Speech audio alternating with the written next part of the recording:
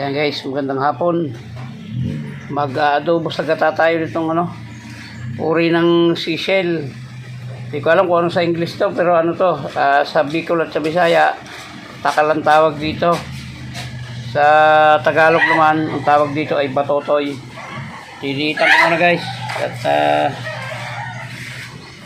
para siya, mas madaling maluto. Tapos pakukuluan ko muna ito bago ko adobuhin, tapos lalagyan natin ng gata. Kaya guys, nagayat ko na ng maliliit.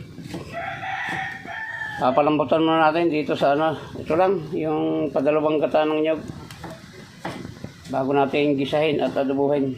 Guys, lagyan na natin ng para magkalasa na siya. Lagyan natin ng toyo at saka suka. Tama na muna yan, mamaya natin ipapainal. Lagyan ko na ng suka guys, malaki yung lalagyan namin ng suka. Wala tayo cameraman. Okay guys, natuyo na yung sabaw, malambot na sigurado to. Gigisa na natin.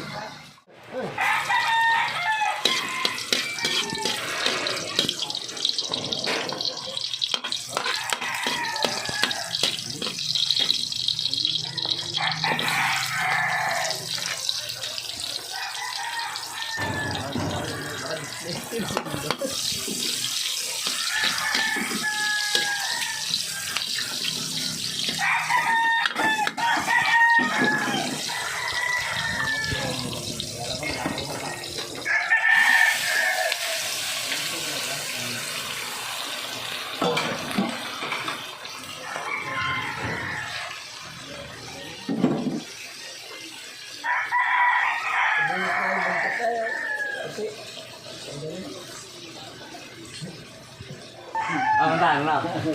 Dali mo, bigyan lang kita. Bibigyan lang kita muna. Advance. Oo. Oo.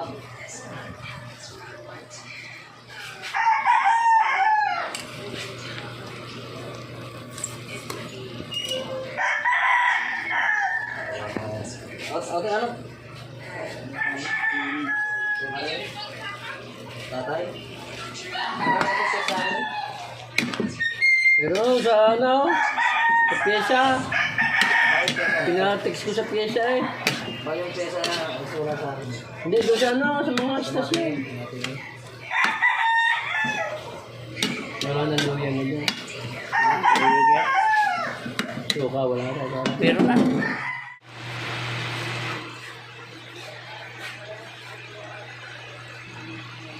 Guys, palalaputin lang natin yan. Pakukuloy natin ng maigi yung gata. Tapos papatayin na natin. Templado na to guys. Yan, ito na guys. Luto na ito. Ayos na yan. Nakita nyo naman yung gata niya. Iba na yung kulay niya. Naging brown na rin.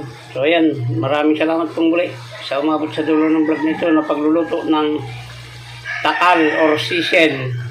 Batotoy guys, sa Tagalog ito. Ayan, muli po ay maraming salamat sa inyo at mabuhay po kayo, mabuhay tayo lahat. Salamat po. Bye-bye na po. I love you all.